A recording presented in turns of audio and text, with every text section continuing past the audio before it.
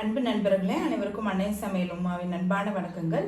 இன்னைக்கு அன்னை சமையலில் பார்க்க போகிறது ஃப்ரூட் கஸ்டர்ட். இது எல்லாருக்கும் ரொம்ப பிடிக்குங்க. வீட்டில் எப்படி சுலபமாக செய்யலான்றதை பார்க்கலாம். இப்போ 1/4 கப் பால் சேர்த்துக்கலாங்க. இப்போ 2 டேபிள் ஸ்பூன் கஸ்டர்ட் பவுடர் சேர்த்துக்கலாங்க.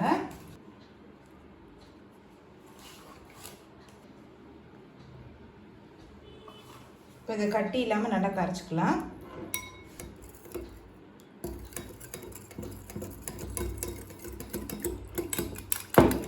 இப்போ இது கட்டி இல்லாமல் நல்லா கரைச்சாச்சுங்க. இப்போ இதை எடுத்து தனியாக வச்சுக்கலாம்.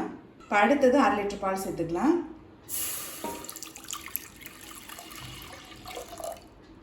திக்கான பாலாக இருந்தால் நல்லா. இப்போ பால் நல்லா கொதிக்கிற வரைக்கும் வெயிட் பண்ணலாம். ரொம்பவே ஈஸியான ஒரு ரெசிபிங்க. குழந்தைங்க நல்லா விரும்பி சாப்பிடுவாங்க. இப்போ வெயில் காலத்துக்கு ரொம்பவே யூஸ்ஃபுல்லாக இருக்கும். இப்போ பால் பாருங்கள் நல்லாவே கொதிக்க ஆரம்பிச்சிருச்சு. இப்போ அடுத்தது நம்ம பாலில் கரைச்சி வச்சுருக்க கஸ்டர்ட் பவுடரை சேர்த்துக்கலாம்.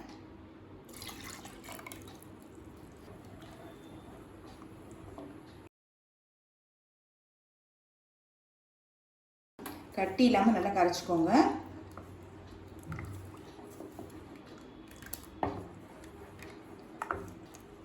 பாருங்கள், உங்களுக்கு பார்க்கும் போதே தெரியும் நல்லா திக்காயிட்டே வருது. அடி பிடிக்காமல் இருக்க கலரி விட்டுக்கிட்டே இருங்க. அடுத்தது 1/2 கப் சர்க்கரை சேர்த்துக்கலாம்.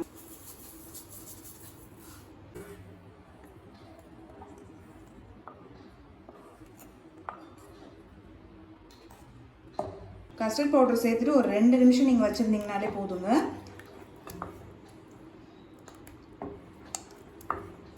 இப்போ பாருங்கள் நல்லாவே திக்காயிடுச்சு. நம்ம ஊற்றின சர்க்கரையும் நல்லாவே கரைஞ்சிருச்சு.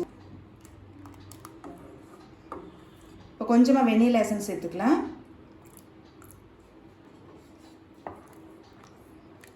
இப்போ ஸ்டவ் ஆஃப் பண்ணிவிடுங்க. ஸ்டவ் ஆஃப் பண்ணிவிட்டு இது நல்லா ஆறணும்.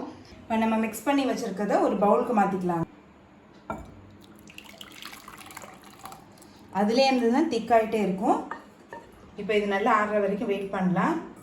இப்போ இது பாருங்கள் நல்லாவே திக்காயிடுச்சு. இப்போ அடுத்தது நம்ம ஃப்ரூட்ஸ் சேர்த்துக்கலாங்க. கொஞ்சம் மாதுளம்பழம், கொஞ்சம் திராட்சை, கொஞ்சம் ஆப்பிள். இதில் உங்களுக்கு விருப்பமான பழத்தை கூட நீங்கள் சேர்த்துக்கலாம். கொஞ்சம் வாழைப்பழம். இது எல்லாத்தையும் நல்லா மிக்ஸ் பண்ணிக்கலாங்க.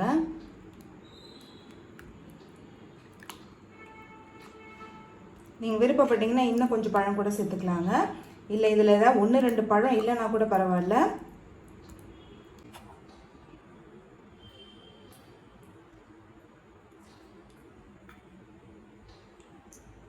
இப்படியே சர்வ் பண்ணலாம்.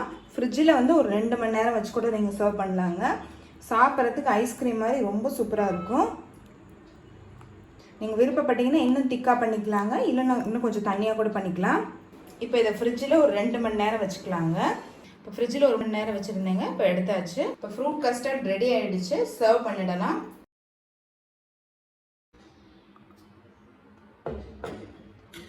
பார்த்தீங்கன்னா நல்ல க்ரீமியாக இருக்குது பார்க்குறதுக்கே. நமக்கு ஐஸ்கிரீம் மெல்ட் ஆனால் எப்படி இருக்கும் அது மாதிரி இருக்குங்க. ஃப்ரூட் கஸ்டர்ட் ரெடி ஆகிடுச்சு. சுவையான ஃப்ரூட் கஸ்டர்ட் ரெடி ஆகிடுச்சு. ரெசிபியை ட்ரை பண்ணி பாருங்கள். கண்டிப்பாக உங்களுக்கே பிடிக்கும். ரெசிபி பிடிச்சிருந்ததுன்னா வீடியோவை லைக் பண்ணுங்கள், கமெண்ட் பண்ணுங்கள், ஷேர் பண்ணுங்கள். இது வரைக்கும் அன்னை சமையல் சேனலை சப்ஸ்கிரைப் பண்ணலன்னா சப்ஸ்கிரைப் பண்ணுங்கள். தேங்க்யூ.